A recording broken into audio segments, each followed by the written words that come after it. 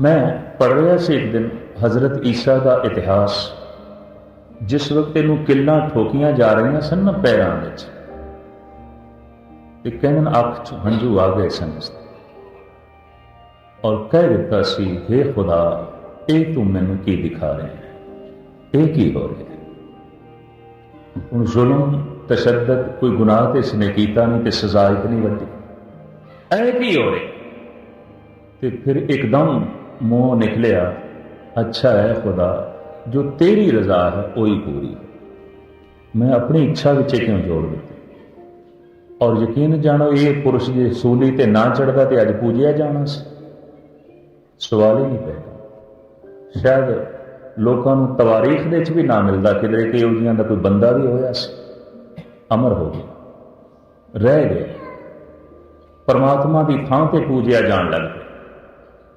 परमात्मा ने अपनी इच्छा उसके नाल व्यक्त की तो उसने रब की इच्छा को कबूल कर लिया, मन लिया कि अज संसार का बहुत बड़ा महान मनुख, बड़ा जगत उसके जो है पिछे है। तो साहब इत्थे कह रहे हैं सतगुरु की बाणी, तू अपनी इच्छा को एक पासे कर ते गुरु की इच्छा पूरी होनी भी वही है। फर्क सिर्फ इतना है, जे तू मन लिया तो अज ही जुड़ जाएगा, तेनों नाम का रस मिल जाएगा। ते जे तू ना मनिया, संघर्ष करेगा, पल्ले तेरे कुछ नहीं पेगा, तो नाम के रस तो भी वांझा रह जाए, गल नहीं बनेगी। आज मिलावा शेख फरीद, ताकम कूंजड़ियां मनो मचिंदड़ियां, मन नूं मछराण वालियां ये जिहड़ियां वासनावां ने, ये जिहड़ियां इच्छावां ने, इनू तो एक पासे रख दे ते कह दे, हे गुरु तेरी इच्छा पूरी हो। एक गाथा मैनूं चेते आई, गल स्पष्ट हो जाएगी। सुखदेव ने भजन बंदगी बड़ी की ते गल जद नाना बने ते अपने पिता व्यास नूं कहण लगा भी जप तप ते मैं बहुत कीता, गल ते कुछ नहीं बनी। तो व्यास ने कहा, किसी गुरु तो दीक्षा ले, किसी गुरु तो जीवन की जाच से, नाम जपण का ढंग से। जिवें गुरु नानक ने साडे सामने नाम जपण का ढंग रख दिता है, धुन में ध्यान, ध्यान में जान। तो धुन दे ध्यान जो अमृत वेले बैठो तो घटते घट 5 मिनट का यह अभ्यास जरूर करो, इतनी मैरिज करके। जे तुसीं ना कीता कल तो ये कथा कहानियां सुनिया फिर व्यर्थ ने, एवं वक्त बर्बाद करने वाली गल है, इतनी मैरिज कर लो। जे तुसीं आखोगे वक्त बर्बाद, मैं इस दे उत्ते दलील देना, जे 40 साल तक तुसीं गुरुद्वारे आ रहे हो या 20-25 साल तक, तो अज तक जे नाम का रस नहीं मिले तो इस ढंग नाल आंदे रहे तो अगां भी नहीं मिलना। तो तुसीं आखो शायद अगां गल बन जाए, तो हुणे मैं पंक्ति थोड़े सामने रख रहा, आज मिलावा, आज ही मिलावा, उस हुणे ही गल बन सकती। लंबी चौड़ी गल क्यों, लंबे चौड़े समय पर क्यों रख दे। तो कल सवेरे अमृत वेले 5 मिनट अभ्यास करो, 5 मिनट वाहिगुरु वाहिगुरु की धुन अलापो, ਉਹਦੇ ਚ ध्यान जो। जे इस तरह नहीं कर सकते तो फिर दम दम सदा संभालदा, दम ना बिरथा जाए।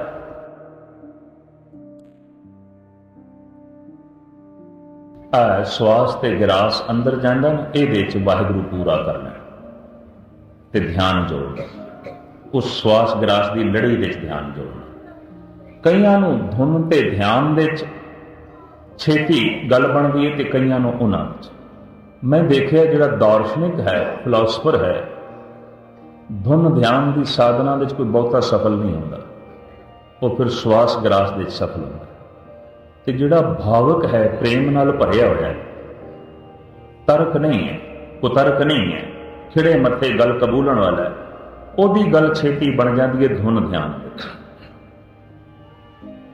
अपने हिरदे नूं वेख लेना कि तार्किक ज्यादा तो नहीं, गल गल उत्ते तर्क तो नहीं खड़ी करता। जे खड़ी करता है तो फिर श्वास गिरास की आराधना जिहड़ी है वो करनी, क्योंकि दोवें गुरु ग्रंथ साहब दे साधना लिखी हुई, इस वास्ते मैं थोड़े सामने रखता पाया।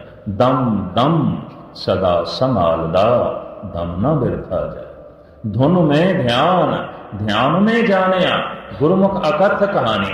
5 मिनट बैठ के सवेरे लाजमी करना, वाहिगुरु वाहिगुरु की धुन अलापनी, उस विच ध्यान जोड़ना तो गल बन जाए। तो सुखदेव नूं व्यास कहन लगे, सुखदेव ਤੂੰ ਕਿਸੇ ਗੁਰੂ ਤੋਂ ਢੰਗ ਨਹੀਂ ਸਿੱਖਿਆ, ਯੁਕਤੀ ਨਹੀਂ ਸਿੱਖੀ, ਉਗਤੀ ਨਹੀਂ ਸਿੱਖੀ, ਜਾ ਕਿਸੇ ਤੋਂ ਢੰਗ ਸਿੱਖ। ਤੇ ਇੰਜ ਨਾ ਸਮਝਣ ਢੰਗ ਕੋਈ ਇਸ ਤਰ੍ਹਾਂ ਦਾ ਹੁੰਦਾ ਜਿਵੇਂ ਬਾਹਰ ਲੋਕੀ ਢੰਗ ਸਿੱਖਣ ਜਾਂਦੇ ਨੇ। ਭਗਤ ਕਬੀਰ ਤੋਂ ਪੁੱਛਿਆ ਕਈਆਂ ਨੇ ਵੀ ਤੂੰ ਦੱਸ ਢੰਗ ਕੀ ਹੈ, ਤਰੀਕਾ ਕੀ ਹੈ ਨਾਮ ਜਪਣ ਦਾ, ਵਿਧਾਨ ਕੀ ਹੈ, ਵਿਧੀ ਕੀ ਹੈ। ਤੇ ਉਹਨੇ ਜਿਹੜੀ ਗੱਲ ਆਖੀ ਉਹ ਵੀ ਮੈਂ ਤੁਹਾਡੇ ਸਾਹਮਣੇ ਰੱਖਦੀ। ਕਬੀਰ ਕਹਿੰਦੇ ਨੇ ਤਜ ਭਰਮ ਕਰਮ ਵਿਧ ਨਿਖੇਧ, ਵਿਧ ਵਿਧੀ ਢੰਗ, ਨਿਸ਼ੇਧ ਕਹਿੰਦੇ ਹੈ ਨਹੀਂ, ਰੱਦ ਕਰ ਦੇ, ਕੋਈ ਵਿਧੀ ਨਹੀਂ, ਕੋਈ ਢੰਗ ਨਹੀਂ, ਔਰ ਮੈਥੋਂ ਕੋਈ ਢੰਗ ਨਾ ਪੁੱਛ।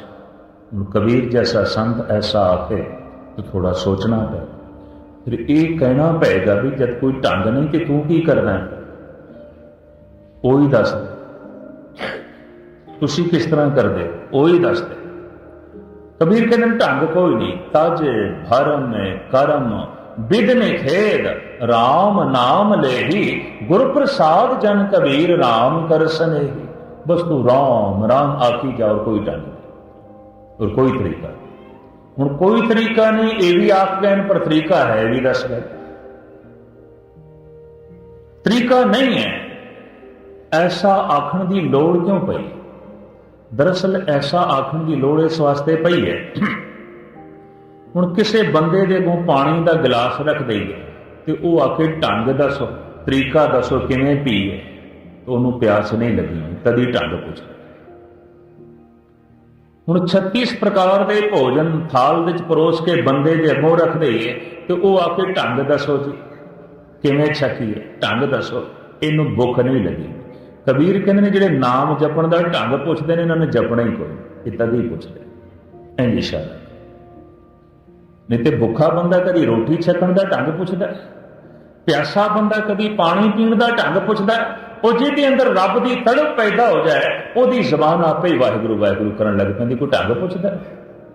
ਕਬੀਰ ਮੇਰੀ ਸਿਮਰਨੇ ਰਸਨਾ ਉਪਰ ਰਾਮ, ਬਸ ਜ਼ਬਾਨ ਚੱਲ ਰਹੀ ਹੈ, ਨਾਮ ਚੱਲ ਰਿਹਾ। ਤਜ ਭਰਮ ਕਰਮ ਵਿਦ ਨਿਖੇਧ ਰਾਮ ਨਾਮ ਲੇਹੀ। ਭਗਤ ਕਬੀਰ ਕਹਿੰਦੇ ਕੋਈ ਵਿਧੀ ਨਹੀਂ, ਕੋਈ ਢੰਗ ਨਹੀਂ, ਕੋਈ ਤਰੀਕਾ ਨਹੀਂ, ਬਸ ਰਾਮ ਰਾਮ ਕਰ। ਹੁਣ ਤਰੀਕਾ ਕੋਈ ਨਹੀਂ ਤੇ ਫਿਰ ਵੀ ਤਰੀਕਾ ਦਸੀ ਜਾਂਦੇ ਰਾਮ ਰਾਮ ਕਰ। ਦਰਅਸਲ ਕਬੀਰ ਕਹਿੰਦੇ ਅੰਦਰ ਤੜਪ ਹੋ ਤਾਂ ਜ਼ਬਾਨ ਜਪਣਾ ਸ਼ੁਰੂ ਕਰ ਦੇਵੇ, ਗੱਲ ਬਣ ਜਾਂਦੀ, ਸਿਲਸਿਲਾ ਬਣ ਜਾਂਦਾ। ਕਬੀਰ ਦਾ ਢੰਗ ਇਹ, ਭਗਤਾਂ ਦਾ ਢੰਗ ਇਹ, ਕਿਉਂਕਿ ਭਗਤ ਭਾਵਨਾ ਨਾਲ ਭਰੇ ਹੋਏ ਸਨ, ਪ੍ਰੇਮ ਨਾਲ ਭਰੇ ਹੋਏ ਸਨ, ਤੇ ਉਹਨਾਂ ਬੰਦਿਆਂ ਨੂੰ ਇਹ ਤਰੀਕਾ ਸੁਖੈਣ ਲੱਗਦਾ ਹੈ। ਪਰ ਜਿਹੜਾ ਤਾਰਕਿਕ ਹੋ, ਬਹੁਤਾ ਹੀ ਤਰਕਬਾਜ਼ ਹੋ, ਗੱਲ ਗੱਲ ਦੇ ਉੱਤੇ ਬਹੁਤੀ ਤਰਕ ਖੜੀ ਕਰੇ, ਧੁਨ ਧਿਆਨ ਦੀ ਗੱਲ ਉਸਨੂੰ ਫੱਬੇਗੀ ਨਹੀਂ ਵੀ ਵਾਹਿਗੁਰੂ ਵਾਹਿਗੁਰੂ ਮੈਂ ਉੱਚਾ ਆਖਾਂ, ਲੋਕੀ ਕੀ ਆਖਣਗੇ।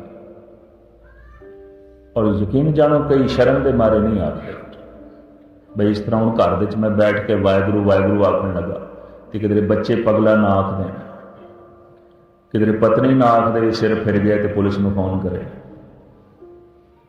ਐਸਾ ਨਾ ਹੋਵੇ। ਕਈ ਸ਼ਰਮ ਦੇ ਮਾਰੇ ਨਹੀਂ ਕਰਦੇ। ਸਾਹਿਬ ਕਹਿੰਦੇ ਸੁਣ ਸਖੀਏ ਪ੍ਰਭ ਮਿਲਨ ਨਿਸ਼ਾਨੇ, ਮਨ ਤਨ ਅਰਪ ਤਜ ਲਾਜ ਲੁਕਾਨ।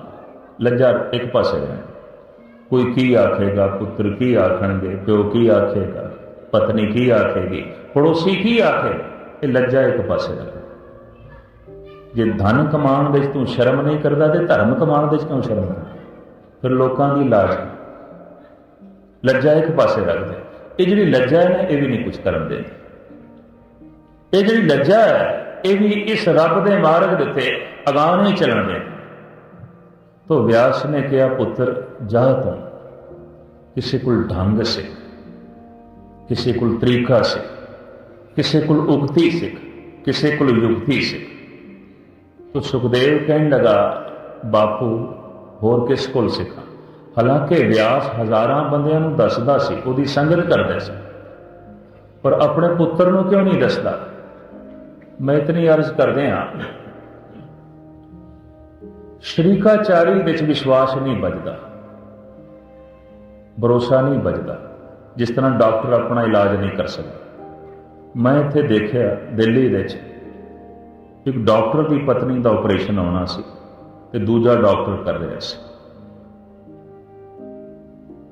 ਤੇ ਆਖਿਰ ਮਿੱਤਰਾਚਾਰੀ ਕਰਕੇ ਇੱਕ ਦਿਨ ਮੈਂ ਪੁੱਛ ਲਿਆ, ਭੌਗੋਲਿਕ 2 ਦਫਾ ਮੈਂ ਉਹਦੇ ਕੋਲ ਦਵਾਈ ਲੈਣ ਗਿਆ ਨਾਲ ਦੇ ਸਾਥੀਆਂ ਦੀ, ਤੇ ਮੈਂ ਆਖਿਆ ਸੁਣਿਆ ਤੁਸੀਂ ਨਹੀਂ ਆਪਰੇਸ਼ਨ ਕੀਤਾ ਤੇ ਇਹ ਆਪਰੇਸ਼ਨ ਤੁਸੀਂ ਕਰਦੇ ਹੋ ਸਾਰੇ, ਤੁਹਾਡੀ ਪਤਨੀ ਦਾ ਕਿਸੇ ਹੋਰ ਨੇ ਕੀਤਾ।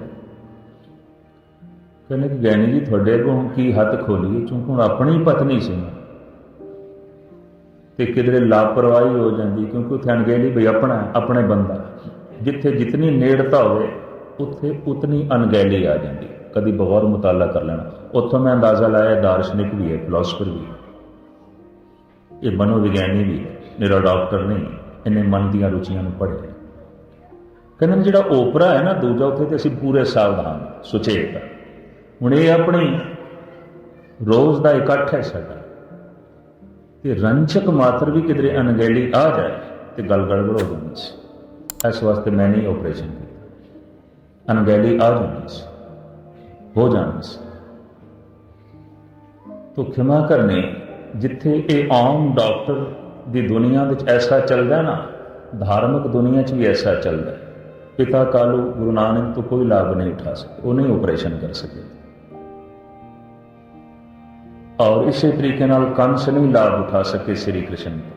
ਤ੍ਰਿਪਤਾ ਰੋਂਦੀ ਰਹੀ, ਕਹਿੰਦੀ ਰਹੀ ਪੁੱਤਰ ਸੁਦਾਈ ਹੈ। ਵਿਆਸ ਤੋਂ ਸਾਰਾ ਜਗਤ ਲਾਭ ਉਠਾਉਂਦਾ, ਸੁਖਦੇਵ ਨਹੀਂ ਉਠਾ ਸਕੇ, ਪੁੱਤਰ ਨਹੀਂ ਉਠਾ ਸਕੇ। ਬਹੁਤ ਨੇੜਤਾ ਜਿਹੜੀ ਹੈ ਨਾ, ਕਈ ਦਫਾ ਗੱਲ ਨਹੀਂ ਬਣਨ ਦਿੰਦੀ। ਉਸ ਨੇੜਤਾ ਦੇ ਤਰ੍ਹਾਂ ਤਰ੍ਹਾਂ ਦੇ ਖਿਆਲ ਸਾਹਮਣੇ ਬਾਧਾ ਬਣ ਜਾਂਦੇ ਨੇ। ਪੁੱਤਰ ਹੈ, ਬਈ ਪਿਓ ਹੈ, ਜਾਂ ਭਰਾ ਹੈ, ਪਤਨੀ ਹੈ, ਇਹ ਸੰਬੰਧ ਹੀ ਐਸੇ ਦੀਵਾਰ ਦੀ ਤਰ੍ਹਾਂ ਖੜੇ ਹੋ ਜਾਂਦੇ ਨੇ, ਕੁਝ ਗੱਲ ਨਹੀਂ ਬਣਦੀ। ਔਰ ਜਿਨ੍ਹਾਂ ਨੇ ਕਦੀ ਇਸ ਢੰਗ ਦਾ ਸਿਲਸਿਲਾ ਨੇੜਿਓਂ ਦੇਖਿਆ, ਉਹਨਾਂ ਨੇ ਜ਼ਰੂਰ ਮਹਿਸੂਸ ਕੀਤਾ ਹੋਵੇਗਾ। ਤੋ ਸੁਖਦੇਵ ਪੁੱਛਦਾ ਹੈ ਬਾਪੂ ਤੋਂ, ਪਰ ਮੈਂ ਕਿੱਥੇ ਜਾਵਾਂ?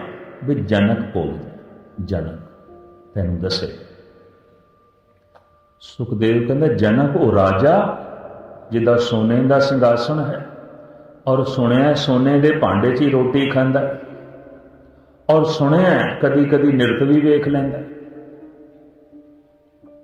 ਐਸਾ ਪੁਰਸ਼, ਉਹ ਮੈਨੂੰ ਢੰਗ ਦੱਸੇਗਾ ਨਾਮ ਜਪਣ ਦਾ, ਸੁਰਤ ਜੋੜਨ ਦਾ।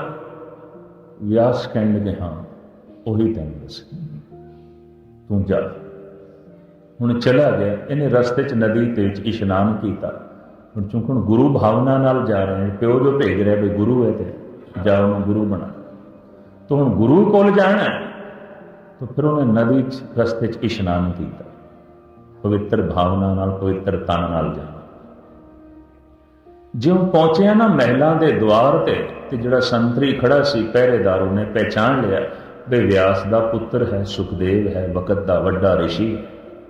ਉਹਨੇ ਸਨਮਾਨ ਕੀਤਾ, ਪ੍ਰਣਾਮ ਕੀਤਾ। ਤੇ ਸੁਖਦੇਵ ਪੁੱਛਦਾ ਦੁਆਰਪਾਲ ਤੋਂ, ਜਨਕ ਕਿੱਥੇ ਹੈ? ਤੇ ਦੁਆਰਪਾਲ ਕਹਿੰਦਾ ਰਸੋਈ ਵਿੱਚ ਨੇ ਭੋਜਨ ਛਕਦੇ। ਕੋਈ ਇਸ਼ਨਾਨ ਕਰਕੇ ਆਇਆ ਸੀ ਨੇ, ਤੇ ਗਿੱਲੀ ਲੰਗੋਟੀ ਉਹਨੇ ਉੱਥੇ ਦੁਆਰ ਤੇ ਰੱਖ ਦਿੱਤੀ, ਉਹ ਤੁੰਬੜੀ ਤੇ ਸੋਟੀ ਵੀ ਰੱਖ ਦਿੱਤੀ, ਤੇ ਅੰਦਰ ਚਲਾ ਗਿਆ। ਤੇ ਜਿਉਂ ਜਾਂਦਾ ਰਸੋਈ ਵਿੱਚ ਕੀ ਦੇਖਦਾ? ਸੋਨੇ ਦੇ ਬਰਤਨ ਤੇ ਹਜ਼ਾਰਾਂ ਤਰ੍ਹਾਂ ਦੇ ਸਿਲਸਿਲੇ ਉਸ ਰਸੋਈ ਦੇ ਵਿੱਚ।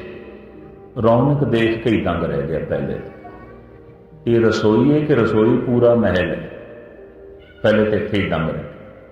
ਫਿਰ ਤਰ੍ਹਾਂ ਤਰ੍ਹਾਂ ਦੇ ਪਕਵਾਨ ਜਨਕ ਦੇ ਅੱਗੋਂ। ਤੇ ਸੁਖਦੇਵ ਕਹਿੰਦੇ ਸੁੱਕੀ ਰੋਟੀ ਖਾ ਕੇ ਮਨ ਵਿੱਚ ਵਿਕਾਰ ਪੈਦਾ ਹੋ ਜਾਂਦੇ ਨੇ। ਇਹ ਤਰ੍ਹਾਂ ਤਰ੍ਹਾਂ ਦੇ ਪਕਵਾਨ ਛਕਣ ਵਾਲਾ ਬੰਦਾ ਕੀ ਖਾਕ ਨਾਮ ਜਪਦਾ ਹੋਵੇਗਾ? ਕਿ ਉਹਨੇ ਗਲਤ ਥਾਂ ਤੇ ਭੇਜ ਦਿੱਤਾ, ਬਹੁਤ ਗਲਤ ਥਾਂ ਤੇ ਬੈਠ ਗਿਆ। ਪਰ ਅੰਦਰ ਸ਼ਰਧਾ ਨਹੀਂ ਬਚੀ। ਉੱਠ ਖੜਾ, ਤੇ ਜਿਉਂ ਉੱਠ ਖੜਾ ਹੋਇਆ ਤੇ ਜਨਕ ਰੋਕਦਾ ਵੀ ਰਿਸ਼ੀ ਜੀ ਆਇਓ ਤੇ ਚੱਲ ਪਏ, ਕੋਈ ਰੱਬ ਦੀ ਗੱਲ ਕਰੋ, ਪਰਮਾਤਮਾ ਦੀ ਗੱਲ ਕਰੀਏ, ਚਰਚਾ ਕਰੀਏ। ਤੇ ਸੁਖਦੇਵ ਨੇ ਸਿੱਧਾ ਹੀ ਕਹਿ ਦਿੱਤਾ, ਰੱਬ ਦੀ ਗੱਲ ਆਉਂਦੀ ਹੈ ਰੱਬ ਦੇ ਪਿਆਰਿਆਂ ਨਾਲ, ਤੇਰੇ ਵਰਗੇ ਮਾਇਆਧਾਰੀਆਂ ਨਾਲ ਨਹੀਂ।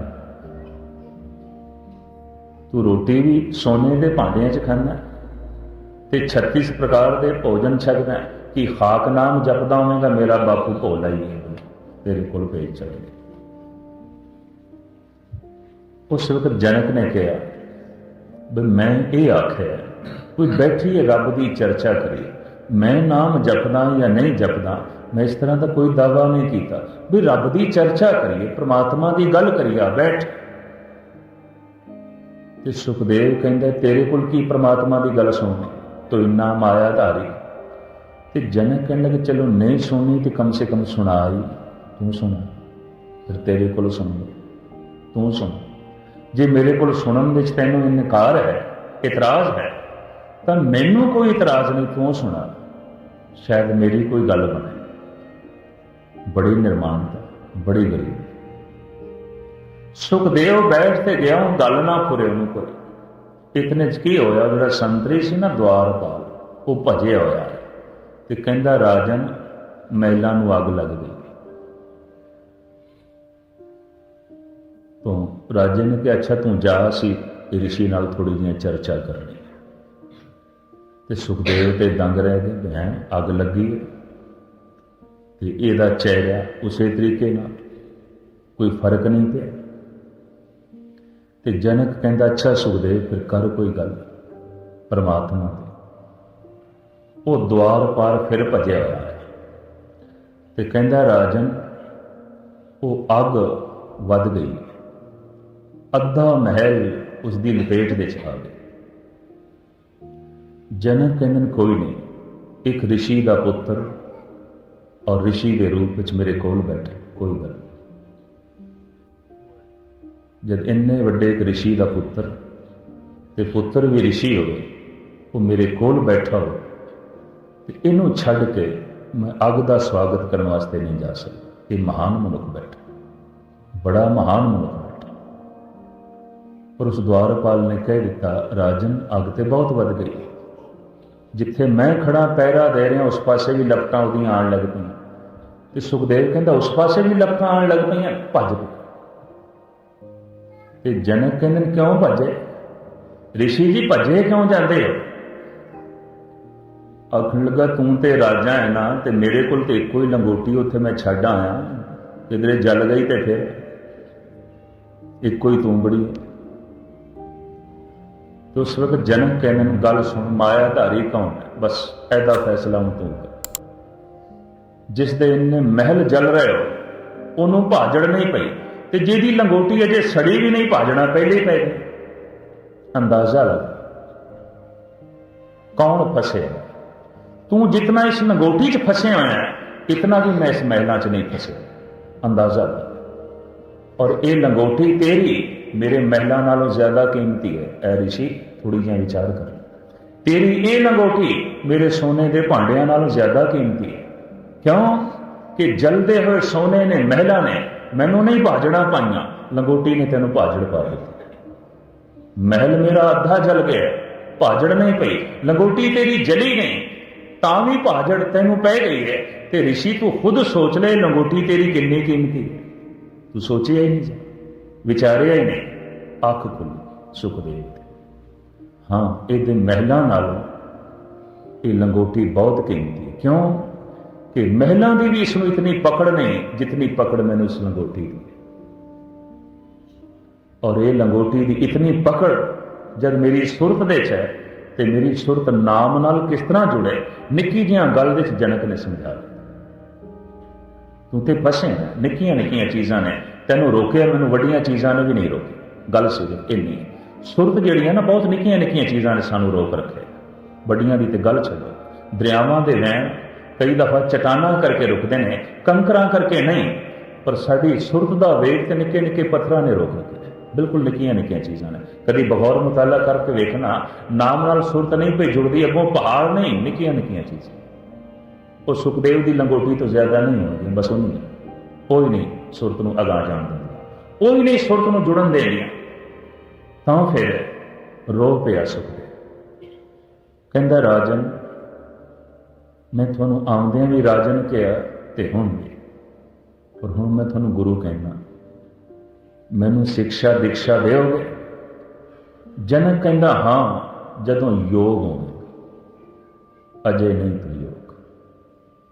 गुरु ग्रंथ साहिब विच एक इशारा मिलता है कि झूठन झूठ भरी सिर ऊपर, खिन मनवा तिल न डुलावी। गुरु अर्जन देव जी महाराज ने लिखा, ਯੋਗ ਹੋਵੇ।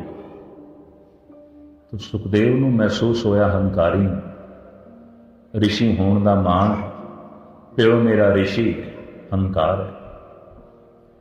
ਰਸੋਈ ਦਾ ਜਿਹੜਾ ਪਿਛੋਕੜ ਸੀ ਨਾ, ਪਿਛਵਾੜ, ਉੱਥੇ ਜਾ ਬੈਠਾ ਤੇ ਜਨਕ ਦੇ ਘਰੋਂ ਸੈਂਕੜੇ ਸਾਧੂ ਸੰਤ ਰੋਜ਼ ਭੋਜਨ ਛਕਦੇ ਸਨ ਤੇ ਭੋਜਨ ਛਕਾਉਣ ਦਾ ਤਰੀਕਾ ਇਹ ਸੀ ਪਤਲਾਂ ਦੇ ਵਿੱਚ। ਤੁਹਾਨੂੰ ਹਿੰਦੁਸਤਾਨ ਵਿੱਚ ਕਦੀ ਕਦੀ ਬੜੇ ਬੜੇ ਭੰਡਾਰਿਆਂ ਦੇ ਦੇਖਣ ਨੂੰ ਮਿਲਣਗੇ, ਪਤਲਾਂ ਦੀਆਂ ਥਾਲੀਆਂ ਬਣਾਈਆਂ, ਪਤਲਾਂ ਦੀ ਕੌਲੇ ਬਣਾਉਂਦੇ ਨੇ। ਅੱਜ ਵੀ ਹੈ ਬੜੇ ਬੜੇ ਮੰਦਰਾਂ 'ਚ, ਜਿੱਥੇ ਲੱਖ ਲੱਖ 50-50 ਹਜ਼ਾਰ ਬੰਦਾ ਭੋਜਨ ਛਕ ਕੇ ਪ੍ਰੇਅ ਕਰਨਾ ਪੈਂਦਾ। 400 ਸਾਲਾ ਜਦ ਗੁਰਪੁਰਬ ਸੀ ਸ੍ਰੀ ਅੰਮ੍ਰਿਤਸਰ ਸਾਹਿਬ ਦਾ, ਜਯੰਤੀ ਮਨਾਈ ਗਈ, ਸਮਾਪਤੀ ਕਰਦੇ ਹਾਂ, ਤਾਂ ਹੁਣ 22 ਲੱਖ ਬੰਦਾ ਅੰਮ੍ਰਿਤਸਰ ਪਹੁੰਚੇ। ਫਿਰ ਇਹਨਾਂ ਪਤਲਾਂ ਨਾਲ ਕੰਮ ਚਲਾਇਆ। 22 ਲੱਖ ਵਾਸਤੇ 22 ਲੱਖ ਭਾਂਡੇ ਤੋਂ ਪਤਲਾਂ ਨਾਲ ਕੰਮ ਚਲਾਇਆ, ਛੇਤੀ ਗੱਲ ਬਣ। ਤੋ ਜਨਕ ਦੇ ਘਰ ਲੰਗਰ ਹੁੰਦਾ ਸੀ, ਰੋਜ਼ ਸਾਧੂ ਸੰਤਾਂ ਤੋਂ ਪਤਲਾਂ ਨਾਲ ਕੰਮ ਚਲਾਉਂਦਾ ਸੀ। ਰਸੋਈ ਦੇ ਪਿੱਛੇ ਜਾ ਬੈਠਾ, ਜਾਪ ਉਸਨੇ ਆਰੰਭ ਕਰ ਦਿੱਤਾ। ਉਹ ਝੂਠ ਉਸਦੇ ਉੱਤੇ ਸੁੱਟੀ ਜਾਂਦੀ ਹੈ। ਝੂਠਨ ਝੂਠ ਪਰੀ ਸਿਰ ਉਪਰ, ਖਿਨ ਮਨੁਆ ਤਿਲ ਨਾ ਡੁਲਾਉਣ। ਇੰਨਾ ਨਿਰਮਾਣ ਹੋ ਗਿਆ। ਪਹਿਲੇ ਨਿੱਕੀ ਜੀਆਂ ਗੱਲ ਤੇ ਅੱਗ ਬਗੋਲਾ ਹੋ ਜਾਂਦਾ ਸੀ, ਪਰ ਅੱਜ ਕੋਈ ਝੂਠ ਉੱਪਰ ਸੁੱਟਦਾ ਪਿਆ ਤਾਂ ਵੀ ਚੁੱਪ, ਠੀਕ, ਕੋਈ ਗੱਲ ਨਹੀਂ। ਝੂਠ ਆਖਰ ਜਨਕ ਦੀ ਰਸੋਈ ਦੀ ਹੈ, ਝੂਠ ਆਖਰ ਜਨਕ ਦੇ ਮਹਿਲਾਂ ਦੀ, ਉਸ ਪੁਰਸ਼ ਦੇ ਮਹਿਲਾਂ ਦੀ ਹੈ ਜਿਸ ਦੇ ਅੰਦਰ ਮਹਿਲਾਂ ਦੀ ਵੀ ਪਕੜ ਨਹੀਂ। ਔਰ ਉਸ ਬੰਦੇ ਤੇ ਝੂਠ ਪੈਣੀ ਚਾਹੀਦੀ ਹੈ ਜਿਹਨੂੰ ਲੰਗੋਟੀ ਦੀ ਵੀ ਇਤਨੀ ਪਕੜ। ਸ਼ਰਮਸਾਰ ਕਹਿੰਦੇ ਪਤਲਾਂ ਦੇ ਥੱਲੇ ਦਬ ਗਏ, ਪਤਲਾਂ ਦਾ ਢੇਰ ਇਤਨਾ ਉੱਚਾ ਹੋ ਗਿਆ, ਉਹ ਵਿੱਚੇ ਦਬ ਗਏ। ਤੇ ਜਾਪ ਆਰੰਭ। ਜਦ ਢੇਰ ਬਹੁਤ ਹੋਇਆ ਤੇ ਪੱਤੇ ਚੁੱਕੇ ਜਾਂਦੇ ਹੁੰਦੇ ਸਨ। ਅੱਜ ਜਦ ਸਫਾਈ ਕਰਨ ਵਾਲੇ ਪੱਤਿਆਂ ਨੂੰ ਚੁੱਕਣ ਆਏ ਤੇ ਜਨਕ ਵੀ ਉੱਥੇ ਖੜੇ ਤੇ ਕਹਿੰਦੇ ਢੰਗ ਨਾਲ ਪੱਤੇ ਚੁੱਕਣਾ। ਇਹਨਾਂ ਪੱਤਿਆਂ ਦੇ ਥੱਲੇ ਕੋਈ ਮਹਾਰਿਸ਼ੀ ਬੈਠਾ। ਇਹਨਾਂ ਝੂਠੇ ਪਤਲਾਂ ਦੇ ਨਾਲ ਇੱਕ ਐਸਾ ਪੁਰਸ਼ ਪਵਿੱਤਰ ਹੋ ਗਿਆ ਜੋ ਦੇਖ ਕੇ ਵੀ ਹੈਰਾਨਗੀ। ਇਹਦੇ ਉੱਪਰ ਪਈ ਇਹ ਝੂਠ, ਪਰ ਗਜ਼ਬ ਦੀ ਗੱਲ ਹੈ, ਮਨ ਦੇ ਉੱਤੇ ਜਿੰਨੀ ਝੂਠ ਪਈ ਸੀ ਸਾਰੀ ਧੁੱਲ ਗਈ। ਬੜਾ ਪਵਿੱਤਰ ਮਨੁੱਖ ਬੈਠਾ ਇਹਨਾਂ ਝੂਠੇ ਪਤਲਾਂ ਦੇ ਥੱਲੇ। ਇਸ ਝੂਠ ਦੇ ਥੱਲੇ ਇੱਕ ਮਹਾਨ ਆਤਮਾ ਬੈਠੀ ਹੈ। ਢੰਗ ਨਾਲ ਪੱਤਲ ਚੁੱਕਣੇ, ਖਰਾਸ਼ ਨਾ ਪਹੁੰਚੇ, ਚੋਟ ਨਾ ਲੱਗੇ। ਪੱਤੇ ਸਹਿਜੇ ਸਹਿਜੇ ਹਟਾਏ ਗਏ। ਥੱਲੇ ਸਮਾਧੀ 'ਚ ਬੈਠਾ ਸੀ, ਲੀਨ ਬੈਠਾ ਸੀ। ਜਨਕ ਨੇ ਉਠਾ ਕੇ ਗਲ ਨਾਲ ਲਾਇਆ, ਆਖਿਆ ਹਾਂ, ਜਦ ਹੁਣ ਤੈਨੂੰ ਲੰਗੋਟੀ ਦੀ ਪਕੜ ਨਹੀਂ ਰਹੀ, ਹੁਣ ਤੈਨੂੰ ਮਹਿਲਾਂ ਦੀ ਪਕੜ ਨਹੀਂ, ਔਰ ਹੁਣ ਤੂੰ ਜੀਵਨ ਮੁਕਤ। ਹੁਣ ਤੈਨੂੰ ਸੰਸਾਰ ਦੀ ਕੋਈ ਚੀਜ਼ ਪਕੜ ਨਹੀਂ ਸਕਦੀ। ਤੂੰ ਹਰ ਚੀਜ਼ ਦੇ ਕੋਲੋਂ ਲੰਘ ਜਾਏਗਾ। ਇੰਜ ਲੰਘ ਜਾਏਗਾ ਜਿਵੇਂ ਦਰਿਆ ਲੰਘ ਜਾਂਦਾ। ਇਹ ਜਨਕ ਨੇ ਉਸ ਨੂੰ ਕਥਾ ਸੁਣਾਈ, ਦਰਿਆ ਲੰਘ ਜਾਂਦਾ। ਤੋ ਦਰਿਆ ਸ਼ਮਸ਼ਾਨ ਘਾਟ ਦੇ ਕੋਲੋਂ ਲੰਘ ਜਾਂਦਾ, ਇੱਕ ਬਗੀਚੇ ਦੇ ਕੋਲੋਂ ਲੰਘ ਜਾਂਦਾ, ਉਜਾੜ ਦੇ ਕੋਲੋਂ ਲੰਘ ਜਾਂਦਾ, ਬਾਜ਼ਾਰਾਂ ਦੀ ਰੌਣਕ ਦੇ ਕੋਲੋਂ ਲੰਘ ਜਾਂਦਾ, ਸ਼ਹਿਰਾਂ ਤੇ ਕਸਬਿਆਂ ਦੇ ਕੋਲੋਂ ਵੀ ਲੰਘ ਜਾਂਦਾ, ਕਿਧਰੇ ਰੁਕਦਾ ਨਹੀਂ। ਜੇ ਮਰਗਟ ਘਾਟ ਦੇ ਕੋਲੋਂ ਲੰਘਦਾ ਹੈ ਤੇ ਰੋਂਦਾ ਨਹੀਂ। ਜੇ ਫੁੱਲਾਂ ਦੇ ਬਗੀਚਿਆਂ ਦੇ ਕੋਲੋਂ ਲੰਘਦਾ ਹੈ ਦਰਿਆ, ਉੱਥੇ ਹੱਸਦਾ ਨਹੀਂ, ਮੁਸਕਰਾਉਂਦਾ ਨਹੀਂ, ਉਹਦੀ ਆਪਣੀ ਰਵਾਨੀ ਹੈ। ਜੇ ਸ਼ਹਿਰਾਂ ਦੇ ਕੋਲੋਂ ਲੰਘਦਾ ਹੈ ਤਾਂ ਸ਼ੋਰ ਨਹੀਂ ਕਰਦਾ। ਜੇ ਸੁਨਸਾਨ ਰਸਤਿਆਂ 'ਚੋਂ ਲੰਘਦਾ ਹੈ ਤਾਂ ਉਹਦੀ ਸੁਨਸਾਨੀ ਵਿੱਚ ਕੋਈ ਉਦਾਸੀ ਨਹੀਂ ਪੈਦਾ ਹੁੰਦੀ, ਉਪਰਾਮਤਾ ਨਹੀਂ ਪੈਦਾ ਹੁੰਦੀ, ਉਹਦਾ ਵਹਿਣ ਜਾਰੀ ਹੈ। ਚੈਨ ਉਦੋਂ ਹੀ ਮਿਲਦਾ ਜਦ ਸਾਗਰ ਵਿੱਚ ਲੀਨ। ਜਨਕ ਨੇ ਕਥਾ ਸੁਣੀ। ਹੁਣ ਤੇਰੀ ਜੀਵਨ ਦੀ ਧਾਰਾ, ਚਾਹੇ ਰਸਤੇ 'ਚ ਬਾਜ਼ਾਰ ਆਉਣ, ਰੌਣਕਾਂ ਆਉਣ, ਮਰਗਟ ਘਾਟ ਆਉਣ, ਕਿਸੇ ਦੀ ਮੌਤ ਹੋ ਜਾਏ, ਕਿਸੇ ਦਾ ਜਨਮ ਹੋ ਜਾਏ, ਖੁਸ਼ੀ ਹੋ ਜਾਏ, ਗਮ ਹੋ ਜਾਏ, ਤੇਰੀ ਜੀਵਨ ਦੀ ਧਾਰਾ ਹੁਣ ਚੱਲਦੀ ਰਹੇਗੀ। ਤੂੰ ਦਰਿਆ ਦੀ ਤਰ੍ਹਾਂ, ਹੁਣ ਪਾਵਨ ਨਦੀ ਦੀ ਤਰ੍ਹਾਂ। ਹੁਣ ਤੇਰੀ ਸੁਰਤ ਨੂੰ ਕੋਈ ਰੋਕ ਨਹੀਂ ਸਕਦਾ। ਹੁਣ ਇਹ ਸ਼ਵ ਸਾਗਰ ਵਿੱਚ ਪਹੁੰਚੇਗੀ। ਤਾਂ ਮੈਂ ਇਤਨੀ ਅਰਜ਼ ਕਰਾਂ, ਇਹ ਸੁਰਤ ਅਗਾਂਹ ਚੱਲ ਸਕੇ ਤੇ ਨਾਮ ਵਿੱਚ ਲੀਨ ਹੋ ਸਕੇ ਤੇ ਰਸ ਮਾਣ ਸਕੇ। ਢੰਗ ਦੋ ਨੇ ਦਮ ਦਮ ਸਦਾ ਸੰਭਾਲਦਾ, ਦਮ ਨਾ ਬਿਰਖਾ ਜਾ। ਇੱਕ ਇਹ ਦੂਜਾ ਢੰਗ ਹੈ ਧੁਨ ਮੇ ਧਿਆਨ, ਧਿਆਨ ਮੇ ਜਾਣਿਆ ਗੁਰਮੁਖ ਅਕਥ ਕਹਾਣੀ। ਧੁਨ ਵਿੱਚ ਧਿਆਨ ਜੋ ਵਾਹਿਗੁਰੂ, ਵਾਹਿਗੁਰੂ ਦੀ ਧੁਨ ਅਲਾਪਣੀ, ਇਹਦੇ ਚ ਧਿਆਨ ਜੋੜਨਾ। ਸਿਰਫ ਇੱਕ 5 ਮਿੰਟ ਦਾ ਵਕਤ ਕੱਢਿਆ ਕਰੋ ਸਵੇਰੇ। ਇਹ ਠੀਕ ਹੈ 5 ਮਿੰਟ ਦੇ ਵਿੱਚ 4.5 ਮਿੰਟ ਵੀ ਨਹੀਂ ਜੁੜ ਸਕੋਗੇ। एक सैकंड भी नहीं जुड़ सकोगे। ये देख लेना, सवेरे तुसी पढ़ना, ध्यान एक पासे होगा, धुन एक पासे, वाहिगुरु वाहिगुरु आखना जबान ते होगा, ध्यान किसी होर पासे होगा। पर जे करते रहे तो अभ्यास पक जाएगा, अरदास करते रहे तो गुरु की मेहर हो जाएगी तो गल बन जाएगी। जे गल ना बने तो समझ लेनिया थोड़ियां जिहड़ियां इच्छावां ने वो गल नहीं बनन देनियां, गुरु ते गल बनांदा है। इंज ना समझना गुरु की बख्शिश किसी वक्त आती है। ये ना सोचो सूरज दे विच किसी वक्त अंधेरा होंदा है ते किसी वक्त रोशनी होती है। इत्थे रात हो गई है तो यदा ये मतलब नहीं सूरज दे अंधेरा आ गया। सूरज तो रोशन है, हुण भी किसी ने रोशनी दे रही, अठे पैर रोशन है। हाँ, जिहड़ा जमीन का खिता सूरज भी एक पासे हो जाता, उत्थे अंधकार आ जाता। गल सारी जिहड़ी उत्थे परमात्मा हर वक्त बख्शिश करता है, पर जिहड़ा उसकी बख्शिश तो मूँह मोड़ लैंदा है, बस उत्थे अंधेरा हो जाता है। ऐसा नहीं वो करोपी करता, रब करोपी करता नहीं, करोपी करना जानता ही नहीं, वो कठोर है ही नहीं। गुरु कदी करोपी नहीं करता, गुरु कदी शराप नहीं देता, बख्शिश करता, दया करता। पर फर्क इतना है, हुण जिहड़ी जमीन का खिता सूरज की तरफ पिठ कर बैठे, उत्थे अंधेरा हो जाता है। तो जिहड़ा मनमुख होवे, मन के अधीन चलन वाला होवे, गुरु की मेहर तो वांझिया रह जाता है, गुरु की बख्शिश तो वांझा रह जाता है, गुरु की रहमत तो वांझा रह जाता है।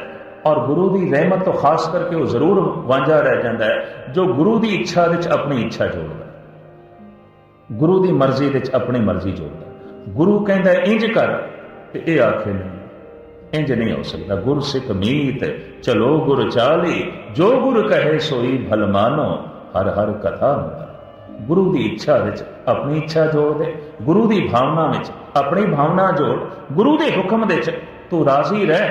ते बाबा फरीद कहते ना अज ही गल बन जाएगी, गल कल की तो गल ही छड़, परसों की गल ही छड़। आज मिलावा शेख फरीद टाकन कूंजणियां मनो मचिंदड़ियां, पिछले जन्म में गल बनेगी, अगले जन्म में गल बनेगी, 5-10 साल में गल बनेगी। इस चिंता च कदी ना पैना, इन्हां चक्रां च कदी ना पैना। अज ही गल बनेगी जे अपनी इच्छावां नूं एक पासे रख दईए ते गुरु की इच्छा विच राजी होके जाप आरंभ कर दईए, रस बन जाएगा, आनंद बन जाएगा। पातशाह रहमत कर असी गुरु की रजा विच राजी रह सकीए ते दम दम दे नाल उसनूं याद कर सकीए, या धुन ते ध्यान की साधना कर सकीए, तो वह अवस्था साडी भी बने। जीवन विचों सारी जिन्नी झूठ है वो सारी लह जाए, उतर जाए, ते महान पवित्र नूर अंदरों प्रगट होवे। ऐसा वसीला सतगुर साडा भी बना, ऐसा माहौल साडी जिंदगी विच भी बने और जीवदियां जी बने, ताकि असी कह सकीए संसार ते आया होया साडा सफल हो गया। सफल सफल सफल भई यात्रा, आम न जान रहे मिले सादा। इतने वचन प्रवान करने, मैं चंद मिनट थोड़े ज़्यादा भी ले गया, सिर्फ इस वास्ते कि कल शायद तुसी अभ्यास करो, शायद 5 मिनट वाहिगुरू वाहिगुरू का जाप करो, तो फिर कथा कहानियां सुनाइया ठीक, नहीं तो मनोरंजन है, बस के ना करनी, मनोरंजन वक्त पास करना है, इस तो इलावा और कुछ नहीं।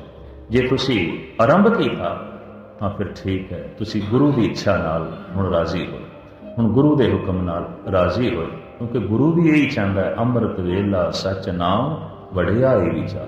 ये गुरु की इच्छा है कि गुरु सतगुरु का जो सिख अकाए, सो भल के उठ हर नाम दे आवे। बोलना चुका माफ, गज बज के फतेह प्रवान करने। वाहिगुरू जी का खालसा, वाहिगुरू जी।